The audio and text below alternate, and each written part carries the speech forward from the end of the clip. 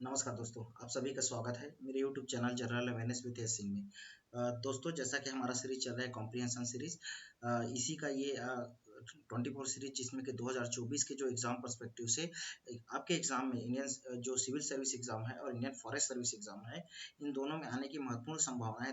जिस तरीके से यूपीएससी ने सीसैट पेपर को टफ करा है दोस्तों, तो आपको एक वेटेज में और हिंदी माध्यम के स्टूडेंट के लिए मैं इंग्लिश के लिए भी इसमें डाल देता हूँ। बाकी हिंदी माध्यम के स्टूडेंट के लिए जो कि सी सेट महत्वपूर्ण मील का पत्थर है, स्टोन माइल है, तो यहाँ पे आपके लिए आने वाले 2024 के एग्जाम में यह महत्वपूर्ण साबित होगी दोस्तों। चलिए, ज़्यादा समय व्यर्थ न करते हुए हम चलते हैं अपनी इस जर्नी में। चलिए, तो दोस्तों, ये देखेंगे मैंने इंग्लिश में भी डाल दिया है कॉम्प्रिहेंशन में इसमें। ठीक है, इंग्लिश के जो विद्यार्थियों के लिए, ठीक है, ये देख लेंगे। और ये दोस्तों, इसका जैसे आपको पीडीएफ चाहिए तो जो मेरा टेलीग्राम चैनल है जनरल अवेयरनेस विदेश सिंह करके, जो इस चैनल के लिंक में है, यहाँ आपको मिल जाएगा दोस्तों। जिस तरीके से यूपीएससी इंग्लिश में देती है और उसको गूगल ट्रांसलेट करके उसको हिंदी में देके कॉम्प्रिहेंशन को टफ बनाया जाता है, सेम प्रोसीजर आपके लिए यहाँ पे फॉलो करा जाता है।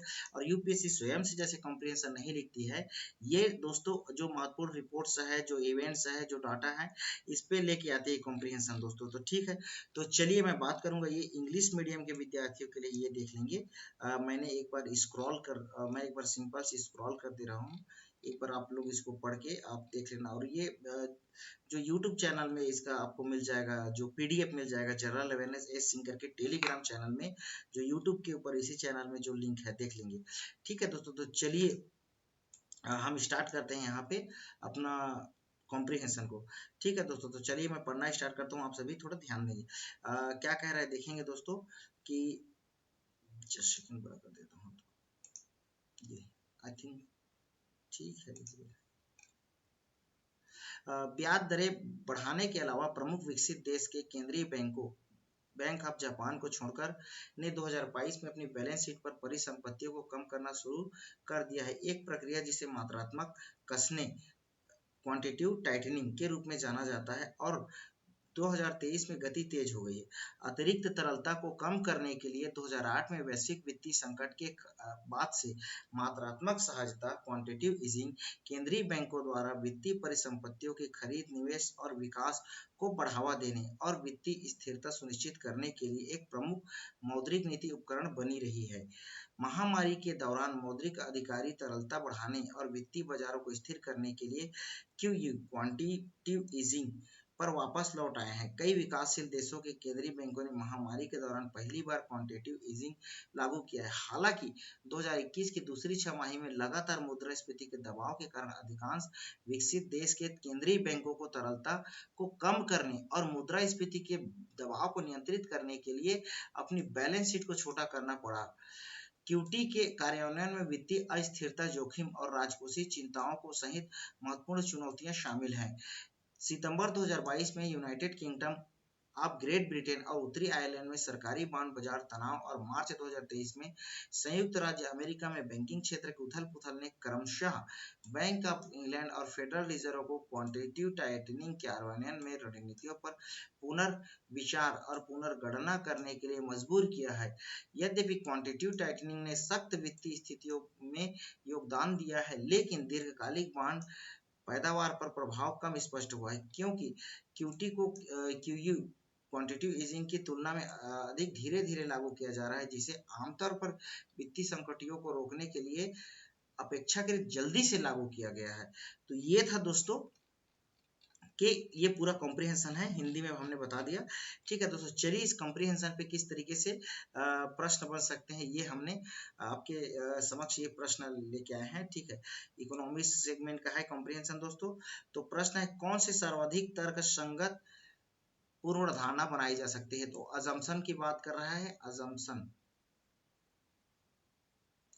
आप कॉम्प्रिहेंशन के बेस पे बताएंगे क्या असम्पशन पूर्व धारणा जो बनाई जा सकती है। तो पहला है दोस्तों, मात्रात्मक शक्ति क्वांटिटेटिव टाइटनिंग के कार्यान्वयन में वित्तीय अस्थिरता, जोखिम और राजकोषीय चिंताओं सहित महत्वपूर्ण चुनौतियां शामिल है, जबकि मात्रात्मक सहजता क्वांटिटेटिव ईजिंग वित्तीय स्थिरता सुनिश्चितीकरण हेतु अहम मौद्रिक नीति उपकरण है। हम सीधे प्रश्न देखते हैं और सीधे ऊपर चलते हैं। ठीक है दोस्तों, तो देखते हैं कि क्या कर रहा है कि क्वांटिटेटिव जो है टाइटनिंग के कार्यान्वयन में वित्तीय अस्थिरता, जोखिम और राजकोषीय चिंताओं सहित महत्वपूर्ण चुनौतियां शामिल है। पहला पार्ट इसका ये कह रहा है। तो हम देखेंगे दोस्तों, यहाँ पे देखिए कि क्वांटिटेटिव टाइटनिंग ने सख्त वित्तीय स्थितियों में योगदान दिया है, लेकिन दीर्घकालीन बॉन्ड पैदावार में कम स्पष्ट हुआ है। यहाँ पे ये कह रहा है। और आगे इधर देखेंगे ऊपर, ये क्वांटिटेटिव टाइटनिंग ने के कार्यान्वयन में वित्तीय अस्थिरता, जोखिम और राजकोषीय चिंताओं सहित महत्वपूर्ण चुनौतियां शामिल है। तो ये कह रहा है। तो इसका प्रथम सेगमेंट क्या है कि यहाँ पे क्वांटिटेटिव टाइटनिंग के कार्यान्वयन में वित्तीय अस्थिरता, जोखिम और राजकोषीय चिंताओं सहित महत्वपूर्ण चुनौतियां शामिल है। पहला सेगमेंट सही हो गया। जबकि दूसरा सेगमेंट में क्या कर रहा है, मात्रात्मक सहजता, क्वांटिटेटिव ईजिंग की बात कर रहा है कि वित्तीय स्थिरता सुनिश्चितीकरण हेतु अहम मौद्रिक नीति उपकरण है। कि मतलब ये कह रहा है कि वित्तीय जो स्थिरता, स्टेबिलिटी सुनिश्चितीकरण हेतु महत्वपूर्ण मौद्रिक नीति उपकरण है, मॉनेटरी पॉलिसी जो फ्रेमवर्क है, ऑपरेटर्स है, उपकरण है, ये कह सकते हैं। तो चलिए हम इसमें देखते हैं दोस्तों कि क्या कह रहा है इसमें, कि क्या ये ऐसा है। तो हम पढ़ते हैं, यहाँ पे देखते पाते हैं कि देखिए, मात्रात्मक सहजता, क्वांटिटेटिव ईजिंग केंद्रीय बैंकों द्वारा वित्तीय परिसंपत्तियों की खरीद, निवेश और विकास को बढ़ावा देने और वित्तीय स्थिरता सुनिश्चित करने के लिए एक प्रमुख मौद्रिक नीति उपकरण है। तो ये भी सेगमेंट हमारा सही हो गया दोस्तों। तो इस तरीके से आपका ये पहला स्टेटमेंट का ये हमारा सही हो गया। ठीक है दोस्तों। दूसरा क्या कह रहा है कि मात्रात्मक शक्ति, जो क्वांटिटेटिव टाइटनिंग की बात कर रहा है, मात्रात्मक सहजता क्वांटिटेटिव ईजिंग का स्थान ले लेती है, बोल रहा है कि टाइटनिंग इसका स्थान ले लेती है, मात्रात्मक सहजता क्वांटिटेटिव ईजिंग का स्थान ले लेती है। तो हम देखते हैं दोस्तों कि जिस तरीका से ये पूरा कॉम्प्रिहेंशन में क्वांटिटेटिव जैसे टाइटनिंग करा गया, फिर आफ्टर पेंडेमिक जो महामारी के बाद, कोविड के बाद में, ये कह रहा है पूरा कॉम्प्रिहेंशन क्वांटिटेटिव ईजिंग की ओर बढ़ा पूरा देश, पूरे विकसित जो अर्थव्यवस्था की जो व्यवस्था में। ठीक है। लेकिन दीर्घकालिक बॉन्ड ये इसी को बता रहा है, क्यूटी कारण पुनर्चंद के लिए यद्यपि क्यूटी में सख्त वित्तीय स्थिति में योगदान दिया गया, लेकिन दीर्घकालिक बॉन्ड पैदावार पर प्रभाव कम स्पष्ट हुआ है, क्योंकि क्यूटी को क्यूई की तुलना में अधिक धीरे धीरे लागू किया जा रहा है, जिसे आमतौर पर वित्तीय संकटों को रोकने की अपेक्षा कर जल्दी से लागू किया गया है। इस तरीके से यहाँ पे देखेंगे विकास। तो ये तरीके से कि यहाँ पे लगातार जो मुद्रास्फीति के जो महामारी के टाइम पे, महामारी के दौरान मौद्रिक तरलता बढ़ाने के वित्तीय बाजार को स्थिर करने के लिए, तो ये पूरा स्टेटमेंट वही है दोस्तों कि मात्रात्मक शक्ति, मात्रात्मक सहजता का स्थान ले लेती है। कि किस तरीके से फेड रिजर्व और अन्य बैंक ने, जो यूएस फेड रिजर्व ने क्वांटिटेटिव टाइटनिंग करा है, अब वो क्वांटिटेटिव ईजिंग की ओर बढ़ा है, तो ये स्थान लिया है। तो ये कॉम्प्रिहेंशन प्री एजम्पशन इसको बनाया जा सकता है। तो दूसरा भी आपका इस तरीके से सही हो जाएगा दोस्तों। तीसरा क्या कह रहा है, देखिए कि अमेरिकी फेडरल रिजर्व द्वारा अर्थव्यवस्था में मात्रात्मक शक्ति व मात्रात्मक सहजता, क्वांटिटेटिव टाइटनिंग और क्वांटिटेटिव ईजिंग जैसे प्रयोगों से भारत जैसे विकासशील राष्ट्रों पर कोई प्रभाव नहीं पड़ता। देखो, कोई प्रभाव नहीं पड़ता बोला है। तो ये देखेंगे कि फेड रिजर्व जो करता है टाइटनिंग और ईजिंग के प्रयोग से कोई विकासशील देश है जैसे कि भारत मान लेते हैं, क्या प्रभाव नहीं पड़ता। तो हम जो पूरी एजम्पशन, पूर्व धारणा देना है, तो पूरी कहाँ पे देना है, कंप्रिहेंशन के हिसाब से देना है।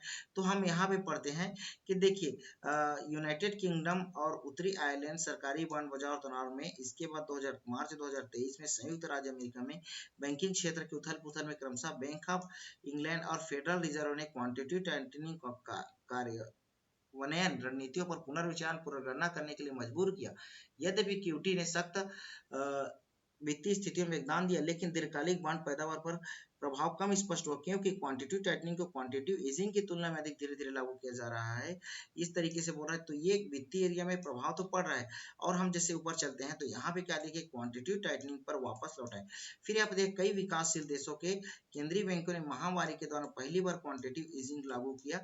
हालांकि 2021 में दूसरी छमाही में लगातार मुद्रास्फीति दबाव कारण अधिकांश विकसित देश में केंद्रीय बैंकों की तरलता को कम करने और मुद्रास्फीति दबाव को नियंत्रित करने के लिए अपने बैलेंस शीट को छोड़ा गया। तो इस तरीके से, तो ये देखिए, ये विकासशील देशों पर दोस्तों यही कह रहा है कि जैसे अमेरिकी फेड रिजर्व, ये क्या है, डेवलप कंट्री है, विकसित राष्ट्र है, और द्वारा अर्थव्यवस्था में मंत्र ये अपने अर्थव्यवस्था में जो मॉनेटरी जो पॉलिसी फ्रेमवर्क है, इसमें इस तरीके की पॉलिसी अपनाएगा, क्वांटिटेटिव जो टाइटनिंग करेगा या क्वांटिटेटिव ईजिंग करेगा, तो इस तरीके से जैसे वो एक्सपेरिमेंट करेगा। ठीक है, तो इस प्रयोग से क्या विकासशील जैसे देश, तो भारत को भी एग्जाम्पल के तौर पर लिया गया है, तो क्या कोई प्रभाव नहीं पड़ेगा? बिल्कुल ये गलत है दोस्तों कि प्रभाव पड़ेगा।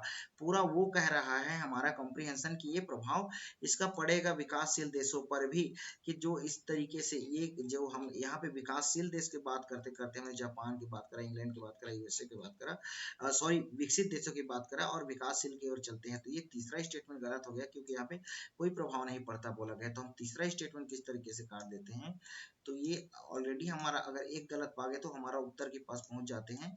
ये हमारा ऑप्शन ए उत्तर है, क्योंकि पहले एक और दो को हमने सही कर लिया था। ये है दोस्तों। तो इसका आपको पीडीएफ चाहिए तो आप जनरल अवेयरनेस एस सिंह करके टेलीग्राम चैनल में जो डिस्क्रिप्शन में लिंक दिया गया है वो ज्वाइन कर लेंगे दोस्तों। तो चलिए इतना ही। एक वीडियो में हम एक एक को लेते हैं, एक कॉम्प्रिहेंशन को लेते हैं। तो चलिए इतना ही आपके लिए।